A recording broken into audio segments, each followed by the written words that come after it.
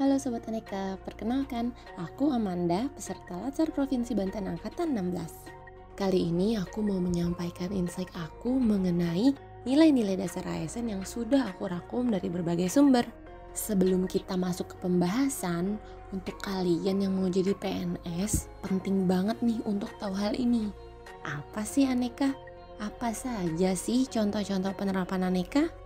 Aneka itu adalah singkatan dari akuntabilitas, nasionalisme, etika publik, komitmen mutu, dan anti korupsi. Daripada nunggu lama-lama, yuk kita masuk ke pembahasan nilai-nilai dasar ASN satu persatu. Yang pertama, akuntabilitas. Akuntabilitas adalah menerima dan bertanggung jawab secara penuh atas apa yang harus dicapai. Yang kedua, nasionalisme.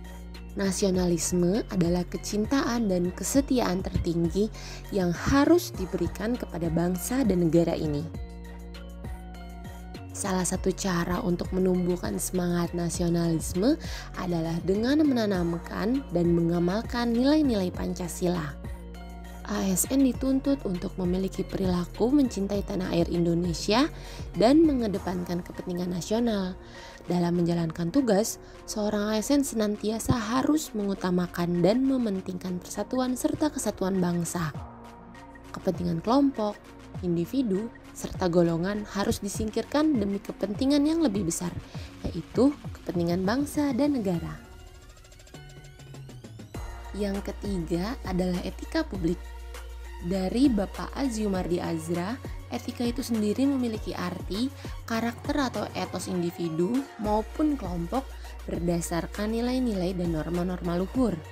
Maka dapat diartikan bahwa etika publik adalah refleksi tentang standar atau norma yang menentukan baik atau buruk, benar atau salah suatu perilaku, tindakan, keputusan untuk mengarahkan kebijakan publik dalam rangka menjalankan tanggung jawab pelayanan publik. Setiap jenjang pemerintahan memiliki lingkup kekuasaan masing-masing yang dipegang oleh pejabatnya. Semakin tinggi dan luas kekuasaan seorang pejabat, semakin besar juga implikasi dari penggunaan kekuasaan bagi warga masyarakat. Oleh sebab itu, azas etika publik mensyaratkan agar setiap bentuk kekuasaan pejabat dibatasi dengan norma etika maupun norma hukum. Jadi, semua perilaku dan tindakan maupun keputusan seorang pejabat publik ASN harus memenuhi standar etika yang tinggi karena kita adalah pelayan publik. Yang keempat adalah komitmen mutu.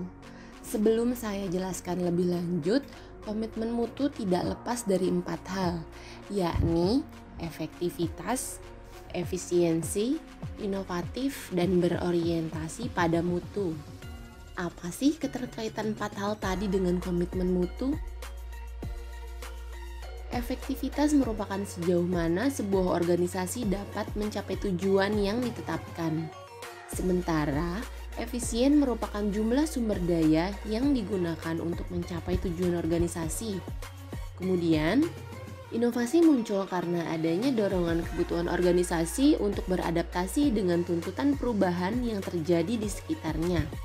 Dan yang terakhir, orientasi mutu mencerminkan kegiatan yang diarahkan untuk pencapaian standar mutu.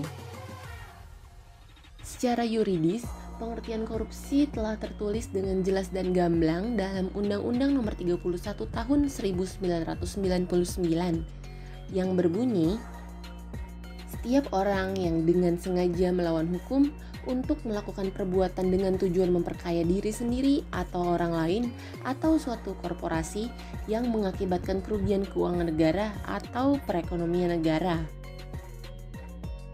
Dan contoh tindak pidana korupsi yang sering kita temui di antaranya adalah mobil dinas yang diberikan untuk keperluan pekerjaan malah digunakan untuk kepentingan pribadi dan keluarga.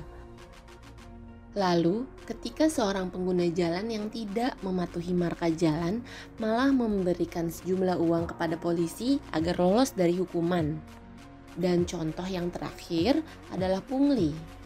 Pungli atau pungutan liar yang dibebankan kepada masyarakat dari aparatur sebagai syarat kepengurusan dokumen tertentu. Padahal seharusnya pengurusan dokumen tersebut tidak memerlukan biaya apapun. Nah, itu dia sedikit penjelasan mengenai nilai-nilai dasar ASN yang perlu kalian tahu. Semoga aku, kamu, dan kita semua bisa selalu menerapkan nilai-nilai aneka dalam kehidupan sehari-hari ya. Aku, Amanda, pamit undur diri. Terima kasih sudah menonton.